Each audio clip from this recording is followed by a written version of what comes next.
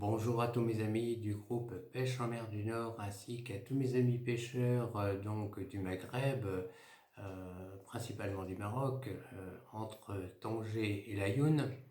Donc je vous avais confié que sur mon dernier post que j'allais vous faire une démonstration de montage de lignes spécialement consacrée au congre puisque c'est un poisson sportivement très intéressant.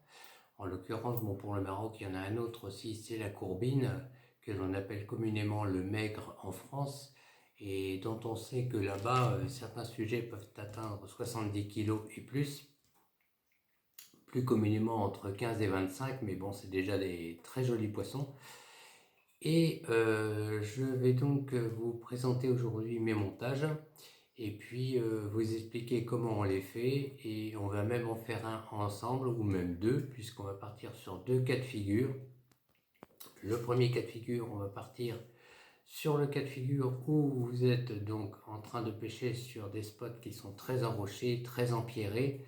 Et là, bon, bien évidemment, le but du jeu, c'est de piquer le poisson et de ne pas le perdre en vous faisant casser ou en accrochant dans des roches trop compliquées. Donc là, il va falloir des montages très résistants, très costauds, avec des hameçons conséquents. Et puis, on va partir sur le deuxième cas, où là, vous êtes sur des postes qui ne sont pas forcément aussi compliqués, quoique, mais où vous pouvez rencontrer des poissons qui sont particulièrement bien éduqués pour avoir été piqués plusieurs fois, et qui sont devenus très méfiants, notamment sur la sensibilité au montage et la présentation des appâts. Donc auquel cas on fera un deuxième montage en conséquence de cela, de façon à ce que vous ayez une possibilité de vous sortir de ce genre de situation. Alors voici les montages comme ils se présentent. Moi, c'est les montages tels que je les fais pour moi. Là, en l'occurrence, on part sur, vous voyez, de l'hameçon qui est quand même de taille conséquente, puisque là, c'est un 6-0 Octopus de chez VMC en inox. Ensuite, on a du sleeve, donc du sleeve double. On a de la tresse d'acier de 90 livres de résistance. Oui, je sais, chez certains d'entre vous, ça pourra paraître énorme, mais je peux vous assurer que ce n'est pas de trop. Ensuite, on a à nouveau du sleeve. Alors, je ne sais pas si vous le voyez bien ici. En grossissant l'image, peut-être vous le verrez mieux. Ensuite, on a de la perle phosphorescente, de la perle de couleur. Vous pouvez, de façon optionnelle, ce n'est pas une obligation, rajouter une petite gaine de silicone phosphorescente. On a à nouveau les mêmes perles. Alors, soit vous les mettez dans le même sens, soit vous les mettez dans le sens qui vous plaît. Ça n'a pas beaucoup d'importance. L'important, c'est que ça rend le montage plus visible, que ça lui accorde une plus grande visibilité par rapport au poisson. Ensuite, on a à nouveau le sleeve. On a la continuité de la tresse, donc toujours en 90 livres de résistance. Voilà. Ensuite, on a à nouveau un sleeve, un émerillon à agrafe, et ensuite on a une partie en nylon avec, pour terminer, le dernier émerillon simple, baril, donc sur lequel va venir se raccorder votre ligne de moulinet, votre fil de moulinet si vous préférez. Alors pourquoi un double émerillonnage comme ceci? Tout simplement parce que le congre, comme je vous l'ai expliqué, c'est un poisson qui, lorsqu'il est ramené à la surface notamment, et près du bord de surcroît, a tendance dans sa défense à tourner sur lui-même. Si jamais vous avez un montage simple, admettons avec votre hameçon et votre tresse comme ceci, et que vous n'avez qu'un seul émerillon, celui-ci, quand bien même soit-il très costaud, ne suffira pas à assurer à la résistance par rapport à ce type de défense. Donc, au bout d'un moment, ça va tellement torsader fort et très vite, enfin tourner plus exactement, que l'émerillon va casser ou se tordre ou s'ouvrir. Et pourtant, je peux vous assurer que l'émerillon que vous voyez là, c'est de l'émerillon de la marque Marlin Forever, qui est normalement destiné à pêcher le thon, le requin ou autres en pêche au gros, et ça a une résistance de 250 livres. Eh bien, je peux vous assurer que j'ai déjà vu des congres réussir à déformer et même à briser ce type d'émerillon. Donc, c'est vous dire la force de ce poisson. Ensuite, la partie de nylon que vous voyez là, c'est du 250 centièmes, c'est-à-dire 2 mm 5 de diamètre. C'est énorme. Mais faut savoir que toujours dans le même but, c'est d'éviter de vous faire démonter, surtout si vous pêchez sur des parcours très enrochés.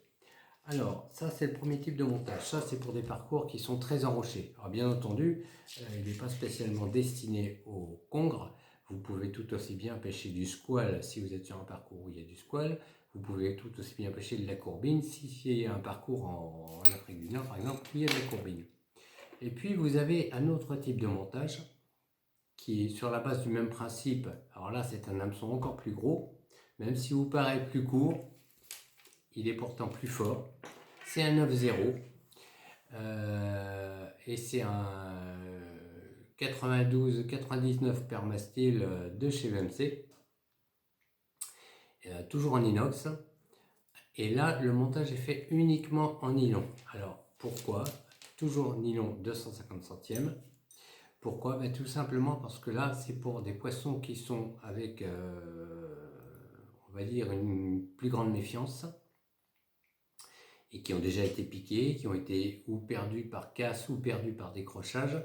Donc, auquel cas, il faut jouer sur la finesse et sur la sensibilité du montage de façon à pouvoir les prendre, ces poissons-là. Et là, c'est ce qu'on appelle un montage steward, c'est-à-dire que comme vous le voyez, il y a un hameçon de tête qui est très gros, c'est l'hameçon sur lequel va se trouver l'appât que le poisson va prendre dans un premier temps en gueule.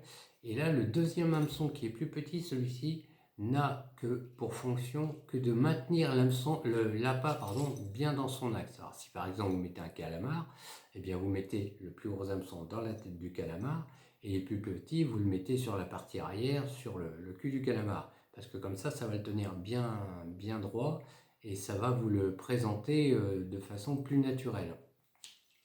Et puis vous avez la partie en nylon que l'on voit ici. Et vous avez toujours, bien entendu, les perles. Alors les perles, n'oubliez jamais de mettre des perles phospho, parce que n'oubliez pas que les gros sujets chez les congres, attention, c'est uniquement de nuit que vous les ferez. C'est très rare que vous les fassiez de jour. Le congre étant un poisson lucifuge, il n'aime pas la lumière.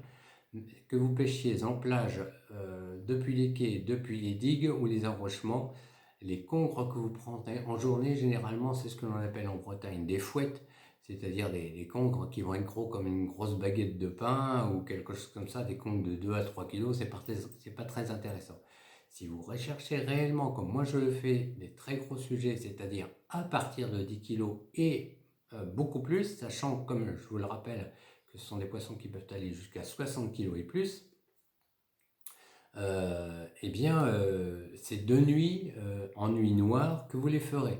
Donc l'intérêt, c'est de mettre des perles phosphorescentes que vous chargerez à la lumière avant, de façon à ce qu'elles réfléchissent leur lumière au fond, et que ainsi le congre puisse cibler beaucoup plus rapidement votre appât.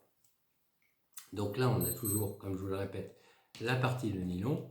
Et puis, vous voyez, on voit toujours les sleeves. Ça, c'est pour condamner parce que n'espérez pas avoir des montages très résistants si vous faites simplement des nœuds. Ça, c'est hors de question sur des poissons de cette taille-là. Il faut impérativement sleever. Et là, toujours, émerillon très très fort. Alors, ça, c'est un montage steward. Et puis, comme je reviens sur ce que je vous disais, là, vous avez des montages simples. Les deux fonctionnent très bien. Il n'y a pas de souci. Donc on va partir sur le principe d'un montage simple pour commencer.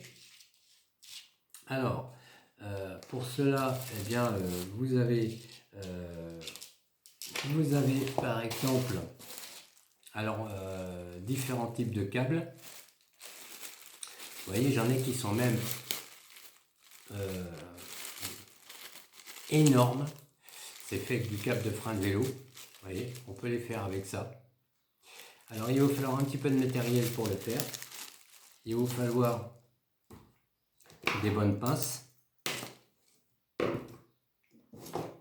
une pince coupante et pour sliver, pour écraser les sleeves, pour serrer, et une bonne paire de ciseaux pour couper le nylon. Alors là, en l'occurrence, je vais vous faire un montage en nylon pour les poissons sensibles. Alors dans les nylons, vous pouvez, suivant la transparence de l'eau et puis également le milieu où vous pêchez, si l'eau est très claire, s'il n'y a pas beaucoup de profondeur ou autre, ou si c'est le cas inverse, eh bien vous avez différents diamètres que vous pouvez utiliser. Donc là, on voit, c'est du 250 centièmes, là c'est du 170 et là c'est du 120. Donc là, en l'occurrence, on va la monter en 120 centièmes, c'est-à-dire pour des poissons relativement difficiles et de l'eau claire. Donc on va partir comme ceci.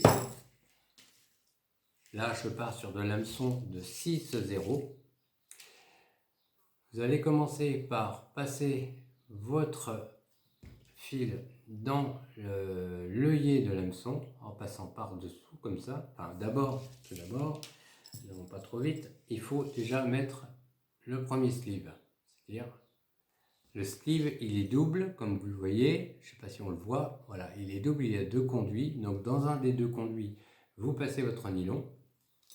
Vous passez votre hameçon, comme ceci, en passant par-dessous. Vous revenez en arrière. Vous passez dans le deuxième conduit, comme cela. Voilà. Alors, attention, ça pique. C'est prévu pour. Attention à ne pas laisser trop dépasser, parce qu'après vous allez être embêté, vous allez devoir couper beaucoup d'excédents. Donc c'est ce qu'on appelle la petite partie qui va rentrer dedans, on va appeler ça le dormant, parce que c'est celui qui ne bouge pas. Et sur le courant, c'est-à-dire la partie la plus longue, vous allez donc tirer votre fil jusqu'à ramener, voilà, jusqu'à ramener comme ceci. Voilà. Alors attention à ne pas venir sliver, surtout à ras de l'hameçon comme ceci. Ça, c'est pas bon du tout. Parce que là, vous n'avez plus du tout de mobilité sur l'hameçon. Donc déjà, ça va vous raidir beaucoup plus l'appât. Ce n'est pas naturel. Et d'autre part, ça risque de vous casser le montage à ce niveau-là lorsque le poisson va se débattre. Donc ce qu'il faut lui laisser une petite marge d'aisance. Voilà, comme ceci, vous voyez, il peut se balader. Vous faites bien attention à ce que votre petit dormant, on le voit, il dépasse ici un tout petit peu. Voilà. À ce moment-là, vous prenez votre pince. Vous voyez comment ça se présente. Vous prenez votre pince à sleeve. Vous venez pincer comme ceci en prenant le sleeve comme cela. Voilà. Et vous allez tout simplement serrer bien. Voilà. On voit, vous voyez, que là j'ai écrasé donc la première partie. Vous allez faire la même chose sur l'avant. Voilà, vous n'êtes pas obligé de le faire sur toute la longueur. L'important c'est que ça soit fait au moins à deux endroits. Voilà. Alors toujours le faire bien évidemment dans le même sens, hein. Pas comme sur les sleeves simples qui sont simplement des tubes, où là effectivement il faut écraser dans un sens, faire un quart de tour avec le sleeve simple, avec le tube, et écraser dans l'autre sens, de façon à ce qu'il y ait un petit effet papillon si vous voulez que le serrage soit plus optimal. Là c'est pas la peine. Vous pouvez serrer les deux dans le même sens, et je peux vous dire que ça ne bouge absolument pas.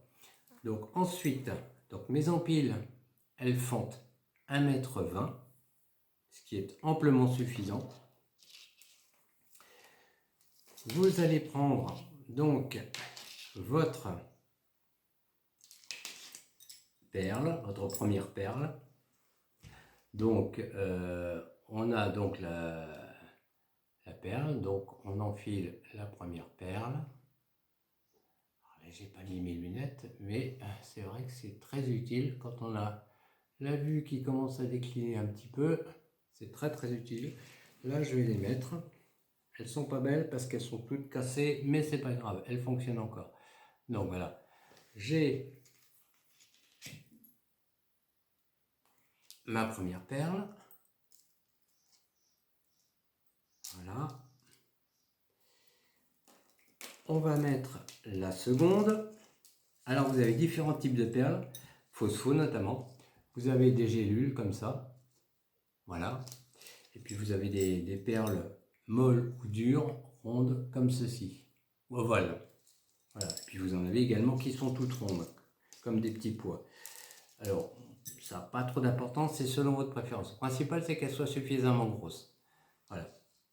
Moi, je prends des perles de 3 mm, 5 à 5 mm pour le congre. Ne vous inquiétez pas, ça ne les ferait pas, absolument pas, contrairement à ce que certains peuvent vous dire.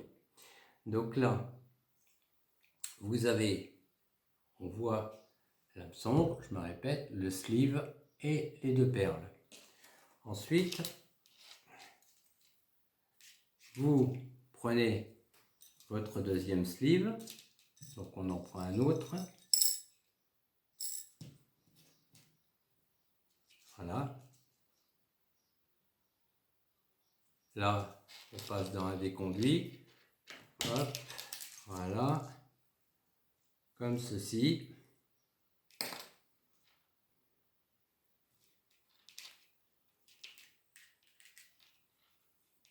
On peut même éventuellement le repasser comme ça. Voilà.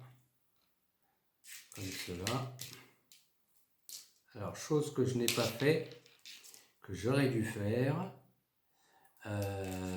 parce que j'ai voulu aller un tout petit peu trop vite pour pas que la vidéo soit trop longue, mais on va être obligé de le refaire, c'est pas très grave. Je vais donc couper.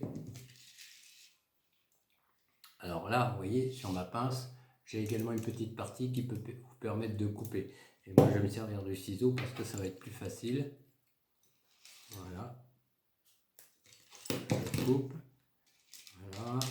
Bon, j'ai sacrifié un sleeve, mais c'est pas très grave. Surtout, il ne faut pas se tromper trop souvent parce que ce sont des accessoires qui ont quand même un certain coût et quand vous les achetez en grosse quantité, ça fait un petit peu de sous. Donc, voilà.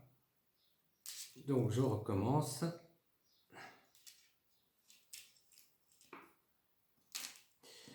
Je prends mon hameçon, mon sleeve, pardon.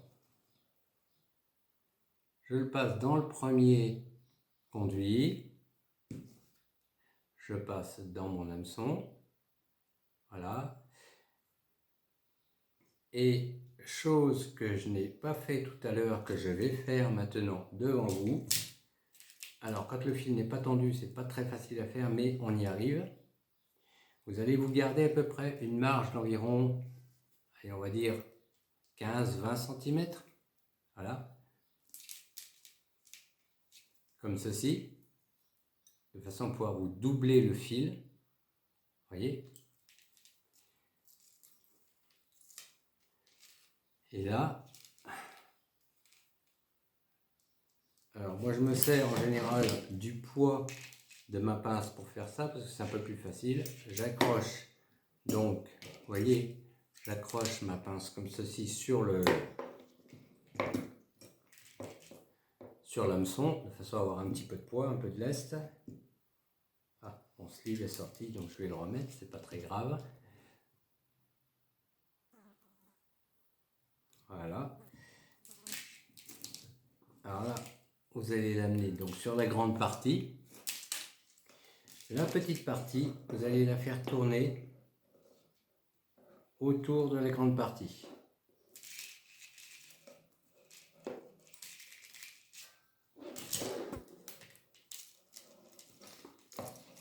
Alors, soit vous pouvez vous servir du poids comme je l'ai fait, soit vous avez une autre solution, vous faites tourner comme ça. Voilà, le but du jeu, c'est que vous ayez ceci. Vous voyez ma tresse?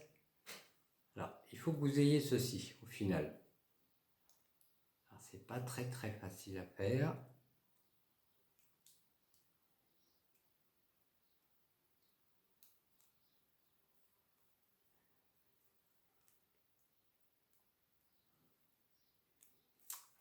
Voilà.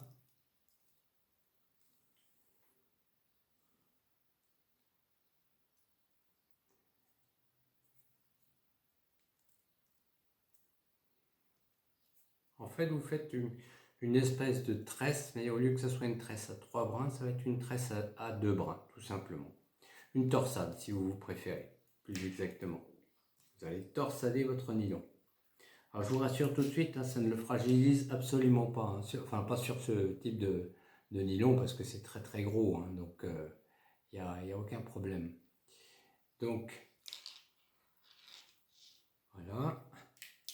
Là, une fois que vous avez torsadé, vous allez repasser donc le bout de la torsade, le bout qui tournait si vous préférez, vous allez le repasser dans le deuxième conduit, comme ceci. Là, vous allez amener votre sleeve sur la torsade.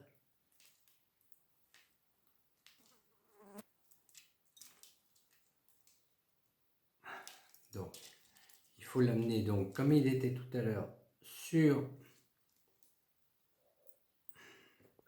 le bout. Voilà. Là, on va donc condamner ici.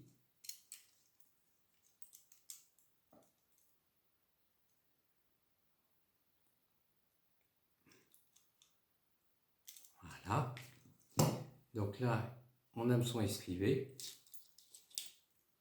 Donc là, ma torsade c'est un petit peu détorsadé, mais c'est normal parce que le sleeve a poussé le tout. Donc on reprend, on retorsade de nouveau pour que ça soit bien propre. Comme ça.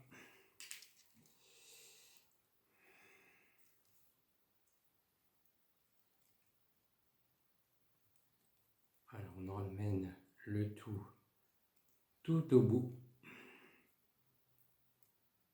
Voilà. Il n'y a pas besoin que les spires soient excessivement serrés, hein, parce que n'oubliez pas que plus vous allez serrer vos spires, plus le montage va être raide. Le but du jeu lorsque vous faites ce genre de montage avec du nylon, il faut que ça garde une certaine souplesse parce que c'est ce qui va vous permettre justement de conserver d'atténuer la méfiance pardon, du poisson. Hein. Si ça reste souple, ça sera beaucoup plus naturel.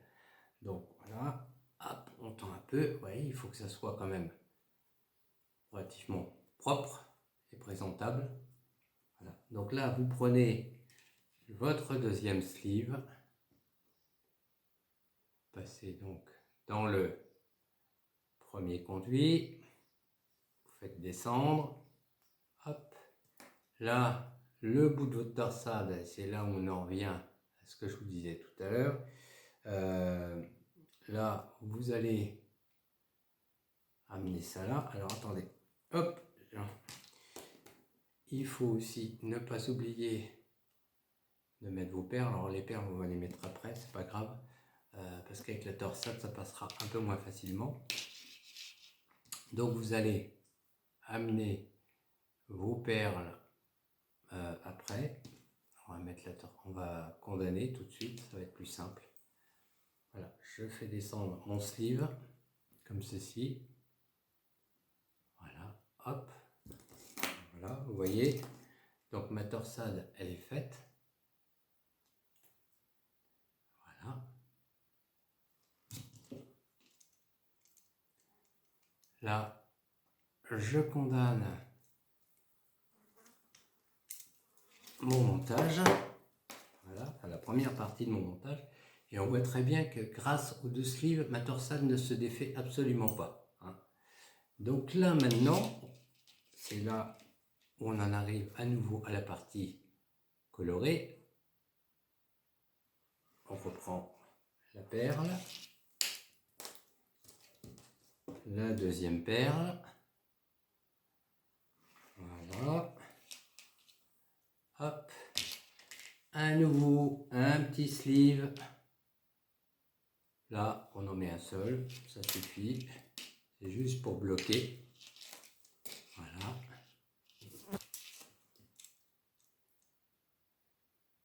Et je peux vous garantir que l'histoire de mettre des perles comme ceci, phosphorescentes, c'est très attractif. Si vous prenez un montage qui n'en a absolument pas et un montage qui en a, le rapport du nombre de touches sera de 1 à 3 en moyenne. C'est-à-dire que vous aurez 3 fois plus de touches avec un montage qui sera attractivement visuel, je vais y arriver, voilà, qu'un montage qui ne le sera pas. Donc une fois que vous êtes arrivé là, vous voyez, on voit ma tresse, on voit mes perles. Là, on repart sur de la partie simple. Là, donc, vous allez avoir le premier émerillon.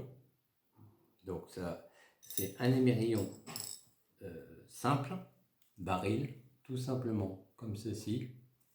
Voilà. Là, hors de question de faire un nœud simple, même un nœud universel, hein, vous faites un... Là, il faut vraiment sliver, c'est obligatoire hein, pour le congre. Hein. Pour le congre, avec tous les autres gros poissons, les ragidés, c'est-à-dire toutes les raies, les squales, et puis la courbine, le congre, la murène, pour ceux qui pêchent la murène en Méditerranée. Voilà, il faut absolument sliver, hein, c'est impératif. Hein, c'est des poissons qui ont une puissance que certains n'imaginent même pas. Voilà, et là, vous voyez comment ça se présente. Donc là, on voit très bien mon émerillon, la boucle, le petit dormant qui vient dépasser ici. Là, je tire sur le courant, c'est-à-dire le grand bout. Toujours pareil, hop. Je ne condamne absolument pas à ras. Je laisse une petite marge d'aisance. 5 mm, hein, 5 mm à 1 cm, ça suffit. Maximum, même 1 cm, c'est presque trop. Entre 5 et 8 mm. Et là, on vient serrer, comme ceci. Vous voyez, hop, je ne sais pas si on voit bien comment ça se présente. Voilà, on vient serrer comme cela. Et là, vous avez un montage pour le congre qui ne vous lâchera pas. Même si vous tombez sur des congres qui font 15 à 20 kg, si votre frein de moulinet n'est pas réglé à mort, et si vous ne laissez pas le poisson aller s'enrocher, parce que bien évidemment, s'il se met à la roche et que vous lui laissez trop de liberté, le premier réflexe qu'il va faire, il va essayer de se mettre entre des cailloux. Et bien évidemment, même si votre montage est en 250 centièmes et qu'il frotte sur les pierres, au bout d'un moment, ça va casser. Donc, il faut éviter ça. Donc, vous voyez, là, on a un montage pour les poissons sensibles. Alors après, bien entendu, comme je vous l'ai montré, vous pouvez faire exactement la même chose, voilà, avec de la tresse d'acier, si le fond est vraiment très agressif. Donc hameçon, tresse d'acier torsadé, sleeve, perle, silicone ou non phosphorescent, perle à nouveau, sleeve pour condamner les perles, tresse simple, tresse d'acier simple, c'est-à-dire non torsadé, et votre émerillon à agrafe. Et puis après, eh bien là, donc je finalise le montage que nous étions en train de faire. Donc là, on a l'émerillon simple. Donc là, on a l'émerillon à agrafe qui est là, qui lui pourra venir. Donc on va remettre à nouveau un bout de nylon,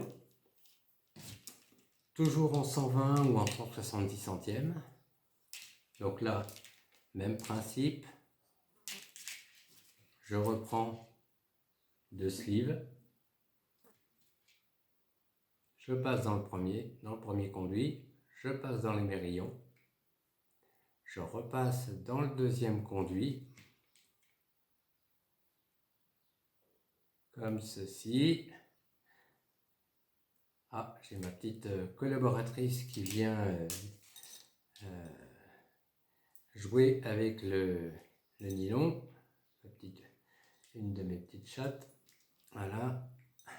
Alors attention, si vous avez des petits animaux, faites attention quand vous faites les montages, parce que les hameçons ne se baladent pas trop le long du bord de la table. Et c'est vrai qu'ils adorent jouer avec tout ce qui est fil, nylon et compagnie, mais s'ils mettent les pattes sur les hameçons, vu que ce sont des hameçons très piquants, ça risque de poser un léger problème. Alors voilà, je viens donc de condamner, comme ça. Donc là, je retire un peu plus sur le courant, de façon à raccourcir un petit peu. Voilà. Alors, ce n'est pas une question de radinerie, passez-moi l'expression, si je vous dis de ne pas trop laisser dépasser, c'est simplement parce que c'est pour éviter que vous ayez des petites cochonneries comme les herbes, les algues et autres qui viennent se prendre dedans et qui vous embêtent davantage que lorsque vous allez remonter le poisson. Simplement pour ça. Là, on condamne à nouveau. Donc là, hop, je condamne comme ceci. Hop. Deuxième endroit, je condamne comme cela. Voilà. Et là, je viens finaliser avec mon dernier émerillon. Voilà, même principe. Je reprends mon sleeve. Hop.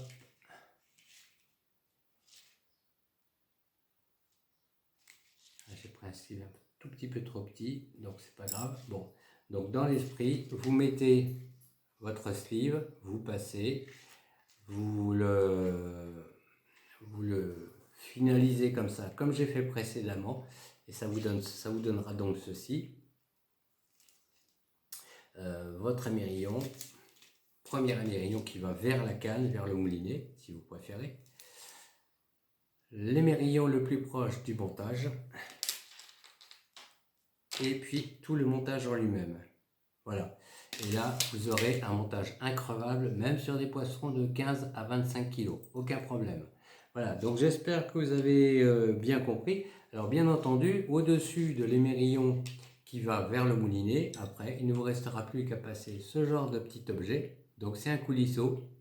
Alors attention, ne vous trompez pas, surtout, vous voyez la forme de la graffe. Elle doit être toujours dans ce sens-là, c'est-à-dire que la partie la plus basse doit se trouver vers l'hameçon et la partie où il y a le petit crochet que l'on voit ici, qui ferme la graffe quand on met le plomb, elle doit se trouver vers le moulinet. C'est toujours dans ce sens-là et jamais dans l'autre que l'on met un coulisseau, parce que sinon ça risque de s'ouvrir et vous pourriez perdre le plomb. Voilà, et ça va venir donc ici, au-dessus de cet émerillon-là. Tout simplement pourquoi ? Parce que vous allez avoir un effet de coulissement qui va encore lui aussi atténuer la méfiance du poisson. Et lorsque le congre va tirer, il ne va pas sentir la résistance, même avec un plomb de 200 grammes. Il va prendre l'appât et il faut le savoir, lorsque vous avez des touches de congre, ne ferrez jamais à la première touche. Attendez au moins 2 à 3 touches. C'est-à-dire que le poisson va prendre l'appât en bouche, il va se déplacer, ce qui fait que votre canne va faire ceci. D'abord, il va d'abord donner des tout petits coups comme ça. Ça, c'est quand le poisson prend l'appât en bouche et qu'il commence à le mordiller pour goûter, savoir s'il n'y a pas de piège, si c'est bon, si ça lui plaît. Après, vous avez un petit moment généralement un tout petit moment d'attente, quelques minutes, où le poisson ne bouge plus. Donc la canne s'arrête de bouger. Donc là, c'est qu'il est en train de l'engamer. Vous voyez juste quelques petits tremblements. Et puis après, la troisième phase, c'est lorsque la canne commence à repartir. C'est tout simplement parce que, comme je vous le disais dans un de mes posts précédents, le poisson, le congre, sait très très bien nager en marche arrière. Donc là, il part en marche arrière vers son poste pour, entre guillemets, éviter de se faire voler l'appât qu'il veut manger par ses congénères. Parce que généralement, là où il y en a un, il y en a plusieurs. Et c'est à ce moment-là que vous devrez le ferrer, pas avant, sinon vous allez le louper, vous allez lui arracher l'appât de la gueule et l'hameçon bien entendu et vous le louperez. Voilà, donc c'est comme ça que ça fonctionne. Donc j'espère avoir pu vous aider, je suis désolé, j'essaye toujours de faire des vidéos un petit peu plus courtes, mais c'est un peu difficile pour bien vous expliquer le process de montage et tous les accessoires. N'hésitez pas à commenter donc sur le groupe de pêche en mer du Nord s'il y a des petites choses que vous n'avez pas bien compris, que vous voulez que je vous réexplique. Je pourrais le faire soit par écrit, soit par image. Et puis bien entendu, vous pouvez retrouver ma vidéo donc sur ma page Facebook, donc dans le groupe Pêche en mer du Nord, mais aussi donc sur ma page YouTube, pardon, donc Ibera Galicia, part de rêve. Et là, vous verrez. Donc vous reverrez cette vidéo. Voilà, je vous remercie pour l'attention que vous me portez, les questions que vous me posez, et n'hésitez pas à commenter, puis à m'interroger. Si vous avez des doutes, je vous répondrai, ce sera avec plaisir. À bientôt, au revoir.